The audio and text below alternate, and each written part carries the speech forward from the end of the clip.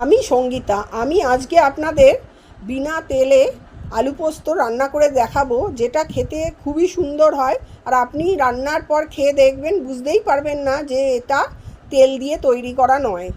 প্রথমে আমি খোলা শুদ্ধ চন্দ্রমুখী আলু ছোটো ছোটো টুকরো করে কেটে নিয়েছি। আর পরিমাণ মতো পোস্ত আমি শুকনো অবস্থায় গুঁড়ো করে নিয়েছি। তারপর আমি দুটো কাঁচা লঙ্কা দিয়ে আবার শুকনো অবস্থায় গুঁড়ো করে নিয়েছি। আমি পোস্তয় কোনো জল দিইনি। এরপর আমি একটা কড়া ভালো করে গরম করে নিয়ে হাফ চামচ কালো জিরে আর দুটো শুকনো লঙ্কা ছিঁড়ে দিয়েছি। নেড়ে চেড়ে মশলার যখন সুন্দর গন্ধ বেরোলো, তখন আমি আলুর টুকরোগুলো দিয়ে দিলাম।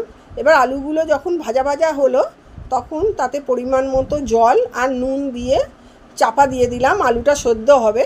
এরপর আলুটা যখন সেদ্ধ হয়ে গেল, তখন অল্প একটু জল থাকা অবস্থায় আমি শুকনো গুঁড়ো করা পোস্তগুলো দিয়ে দিলাম। দিয়ে এবার নাড়াচাড়া করে নুনটা ব্যালেন্স করব বলে সামান্য একটু গুড় দিয়েছি। এরপর আবার নাড়াচাড়া করে তখন আমি দুটো কাঁচা লঙ্কা চিড়ে দিয়ে তাতে চাপা দিয়ে দিলাম। এরপর নাড়াচাড়া করে একদম আলু পোস্তটা আমি শুকনো করে নিলাম। এইভাবে পোস্ত রান্না করে দেখবেন, খেতে খুবই সুন্দর হয়।